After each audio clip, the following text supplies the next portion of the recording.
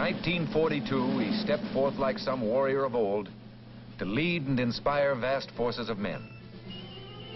At a pace never equaled, his Third Army swept across the continent of Europe. No American leader was more colorful and more successful.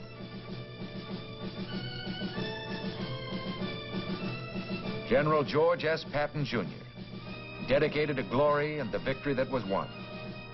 The name, the symbol, the victories, our history.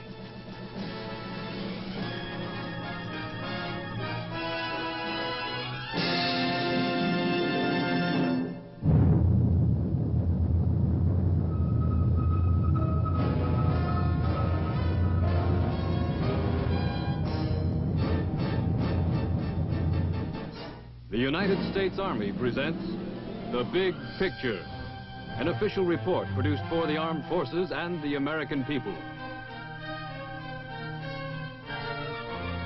Our guest narrator, Mr. Ronald Reagan.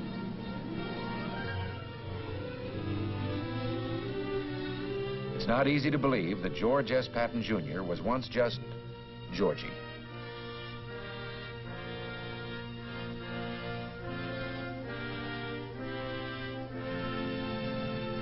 From his earliest years, this lad believed he was going to be General George S. Patton, Jr. His imagination was stirred by stories of great heroes of the past, told by his father. His military career began at VMI. At West Point, he proved himself a model cadet, although, like Washington and Napoleon, he could not spell. Rarely from this time on would Georgie flash this attractive smile. It just didn't go with his very serious ideas of soldiering.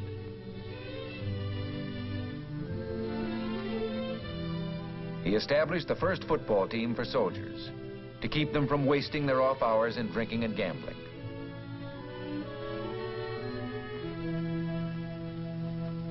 World War I. Convinced that this ponderous vehicle would someday come into its own, he studied it, rode into battle on it, became a hero alongside it. Our first tank commander, he would always be linked with the weapon that symbolized his driving, overwhelming personality.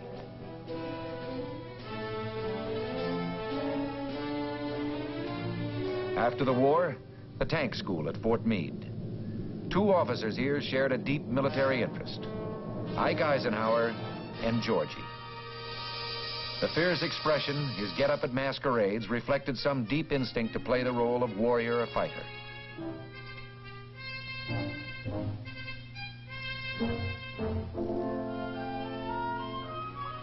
His wife joined in, sensing that even in fun, these roles suited her soldier husband.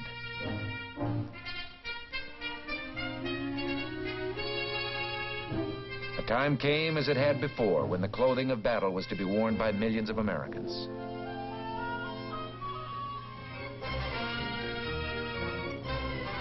November 1942, in command of American forces for the invasion of North Africa, Lieutenant General George S. Patton, Jr.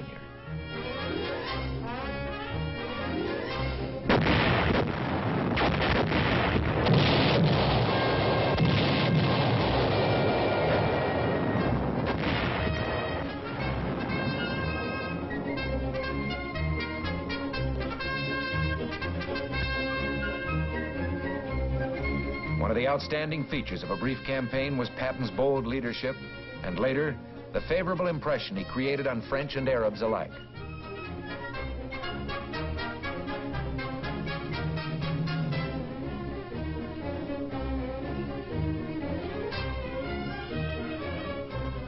Long-range plans could now be discussed. Plans which would cast America's toughest general in a leading role. Meanwhile, a battle was raging to the east in Tunisia.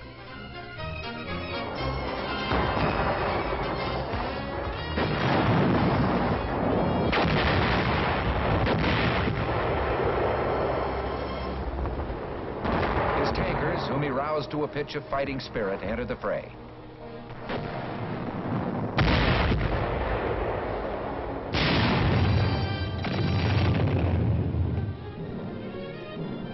Allied leaders such as General Alexander sensed Patton's remarkable military gifts, his judgment, his sure instinct for what the enemy would do.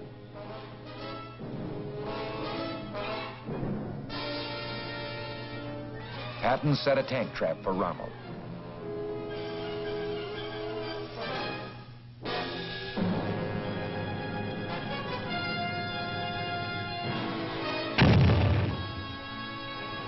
Rommel marched right into it.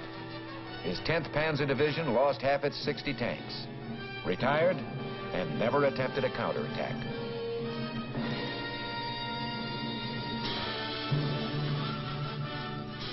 His reputation grew. He looked forward eagerly to his next campaign.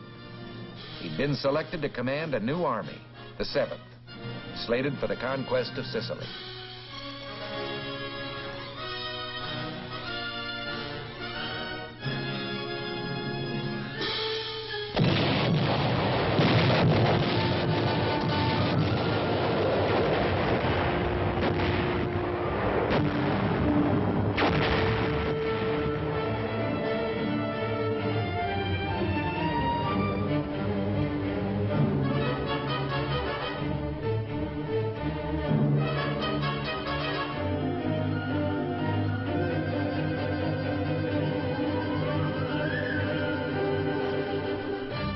An order of the day from Patton to his men.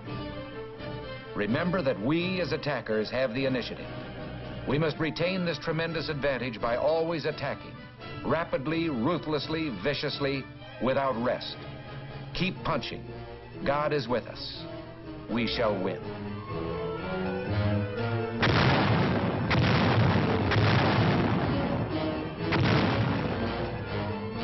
Attack, attack, and when in doubt, attack again.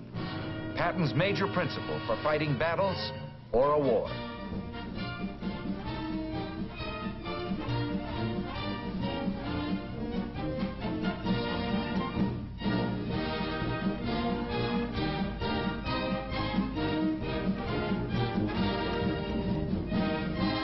His chief mission, he believed, was to arouse the morale of his men.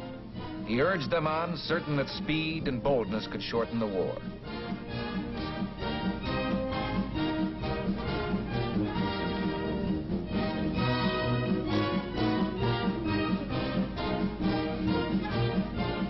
Like Monty, he believed in showmanship.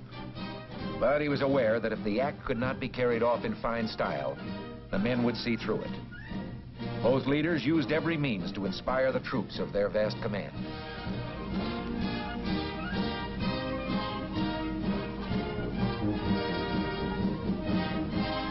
Sicily proved to be a model campaign. Sound tactics and a fighting spirit won the island in 38 days.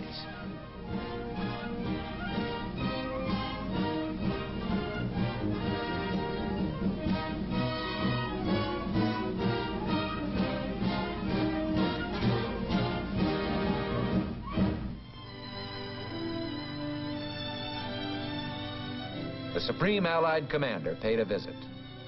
Passionately involved in the work at hand, Patton had acquired a reputation for being tempestuous, sometimes rash. There was a question as to his role in the invasion of Fortress Europe.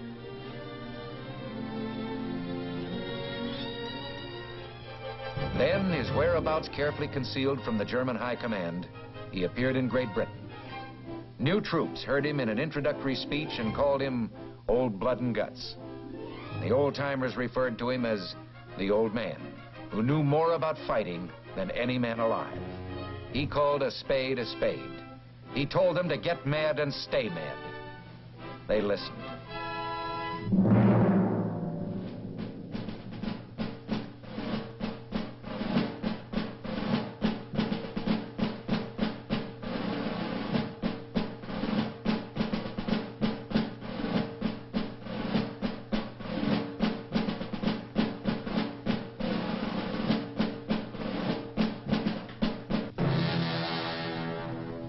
On D-Day, behind Bradley's First Army, another army assembled.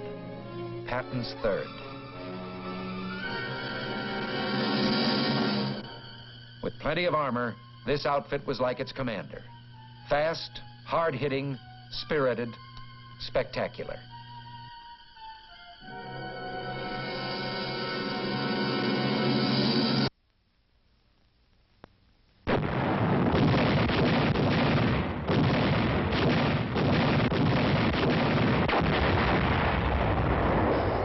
Cherbourg Peninsula began a rolling advance, an all-out smashing attack, the Patton version of a German blitzkrieg.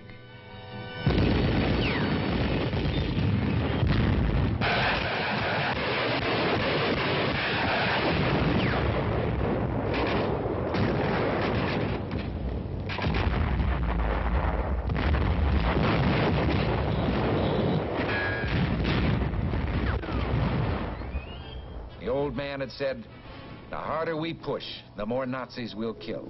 And the more Nazis we kill, the fewer of our men will be killed. Pushing means fewer casualties. The 3rd took the old man at his word and found he was right.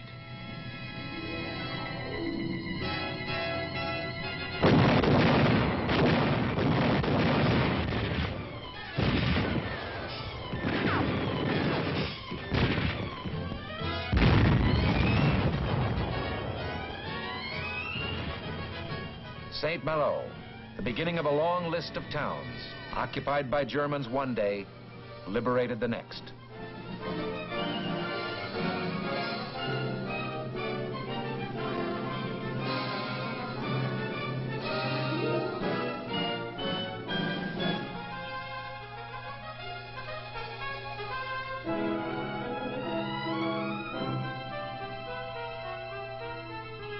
At the head of a vast crusading army, a man fulfilling a destiny he had dreamed of since early youth. The attacks now were in all directions at once, toward the south and north, and east toward Germany.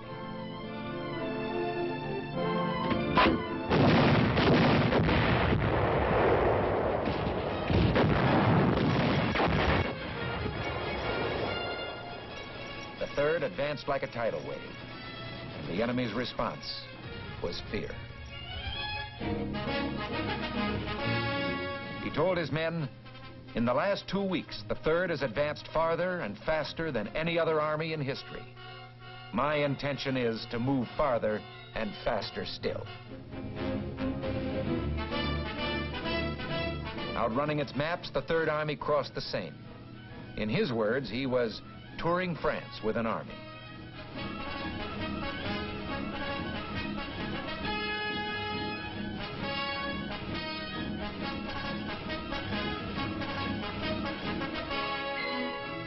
He was everywhere at once, covering the great distances within his command.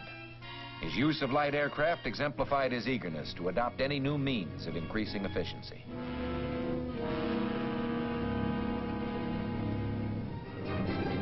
Throughout, the 19th Tactical Air Command of the 8th Army Air Force gave incredibly close support.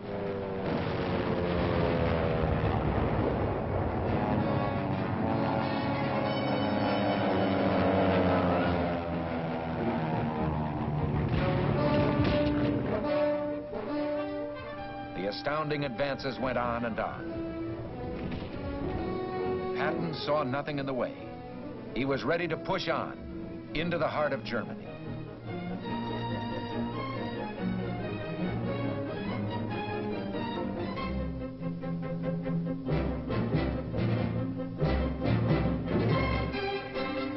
Struggling to keep up with his fast-moving front was a miraculous supply effort known as the Red Ball Express. But now Patton's supply lines were strained to the utmost. Winter was approaching. Other Allied armies were feeling the pinch. The 3rd was ordered to hold up, to take the defensive. Nothing but defeat itself could have made the general more depressed.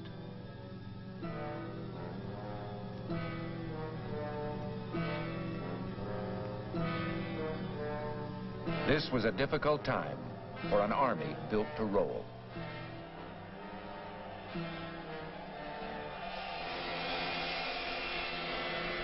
The tension for Patton was finally eased.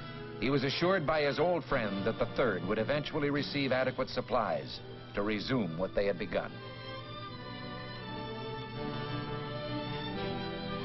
Patton urged his leaders to keep high the morale created during the offensive. He himself delivered the pep talks for which he was famous, giving credit, instilling pride, urging men to even greater deeds. Then, the green light. In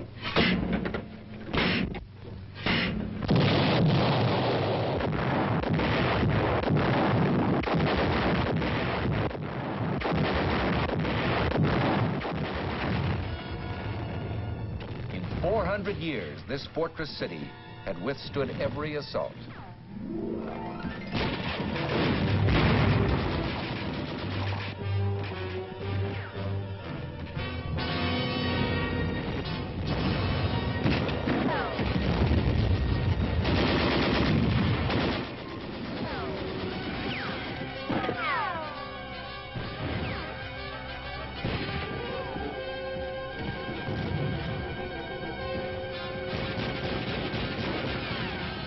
Metz was no cheap victory.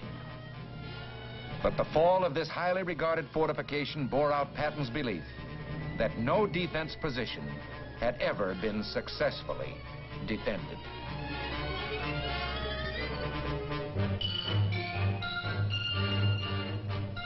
With General Walker at the front, new plans now. A great drive toward the highly reputed Siegfried Line. But an instinct for what the enemy will do had alerted him to a new danger.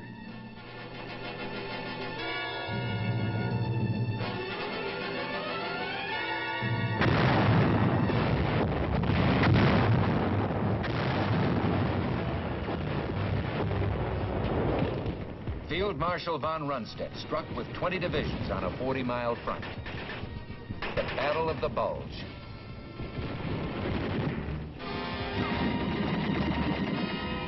Patton was asked to speed what help he could. Could it be in 3 days, Ike asked? Patton's armored troops would make it in 2, dashing 100 miles over icy roads to Bastogne.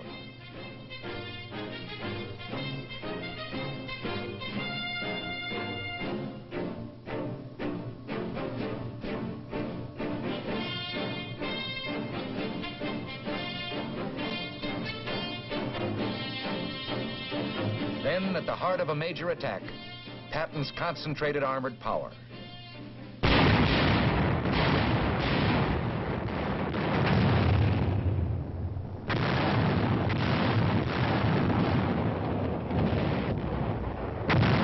Terrible weather prevented a much-needed air attack. A religious man, Patton frequently prayed. This time, a prayer went out on thousands of printed cards for all his men to join in. Almighty and merciful Father, grant us fair weather for battle.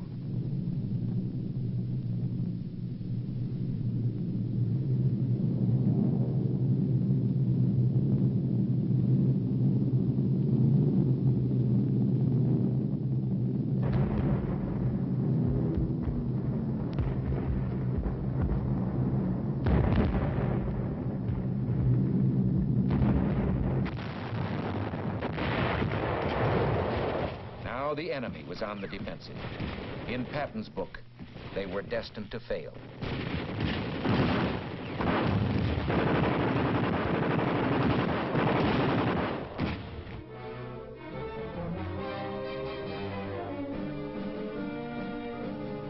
The 3rd broke the back of the German offensive and began preparations for their own. Always the old man pushed them harder than anyone had pushed them before. Always the results were more than they might have expected. For a commander who was so obviously a winner, they would do the impossible.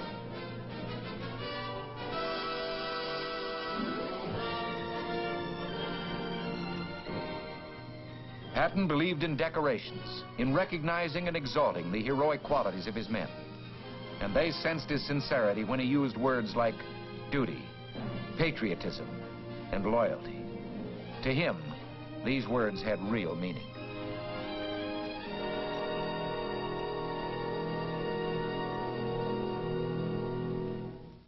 The Siegfried Line.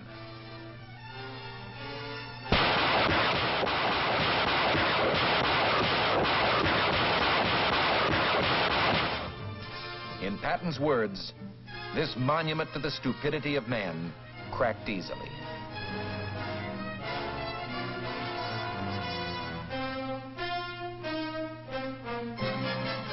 The famous 3rd was now on the loose again.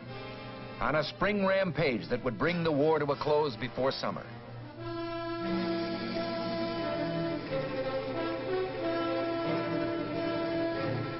Again, Patton's army was going beyond expectations.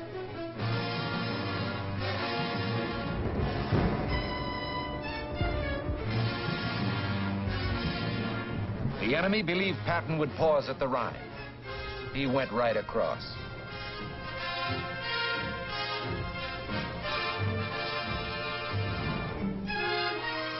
Now, along a wide front, his divisions fought toward the final goal.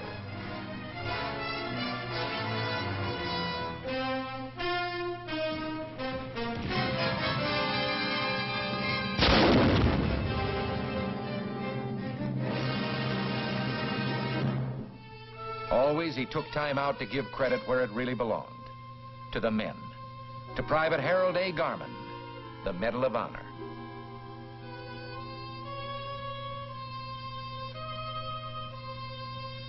Exalting sacrifice, Patton never dwelt long on the horrors of war. But as his Third Army overran concentration camps in Germany, he saw horror of a new kind.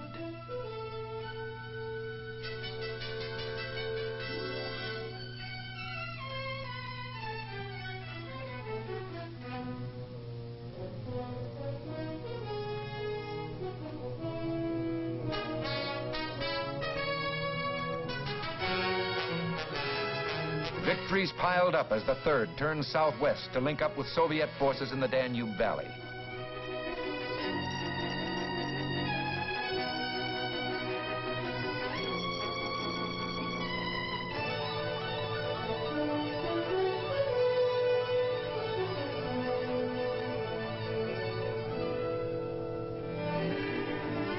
It was over.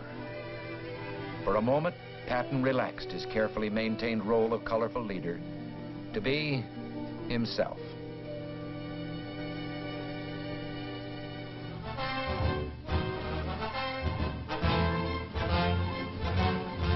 On his return, Americans showed their gratitude. In General Pershing's words, it didn't hurt America to have a general so bold that he was dangerous.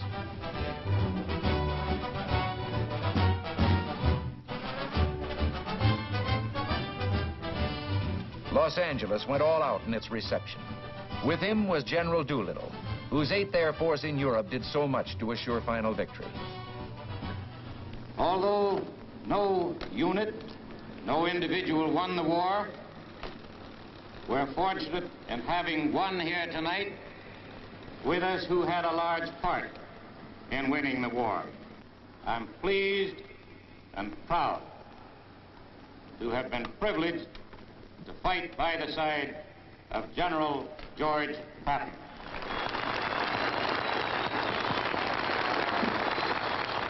Your Honor, the Mayor, General Doolittle,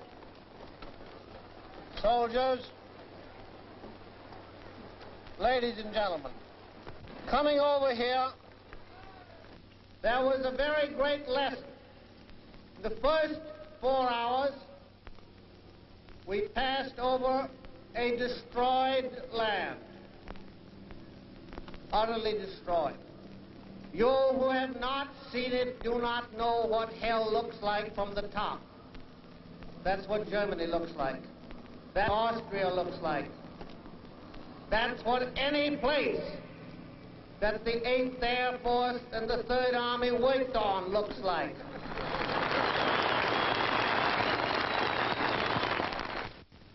You must remember this,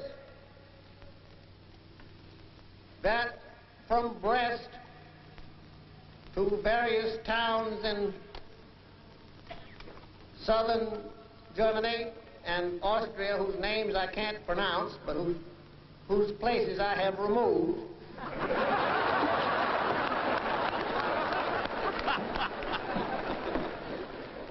the trail of the 3rd Army and the 19th Tactical Air Command and the 8th Air Force is marked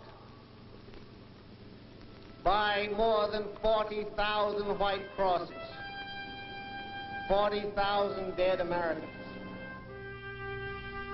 Few realized how deeply he felt about his men.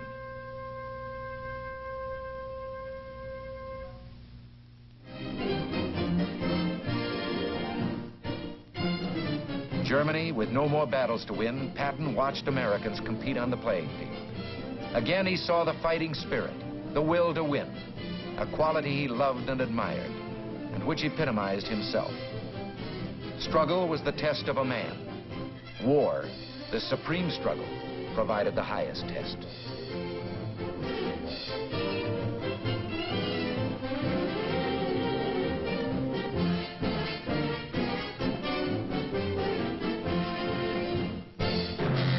He had expected his own death to be spectacular. In this one prediction, he was more mistaken than in the planning of any battle.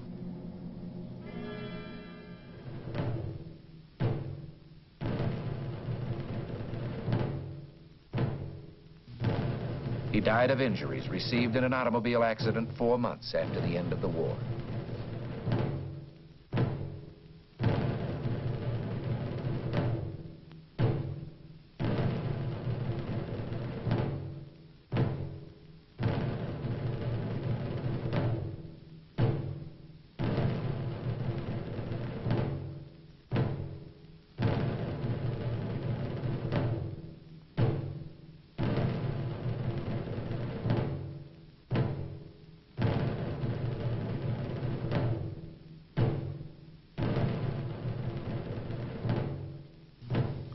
Place of burial among the men of the Third Army who had fallen in the Battle of the Bulge.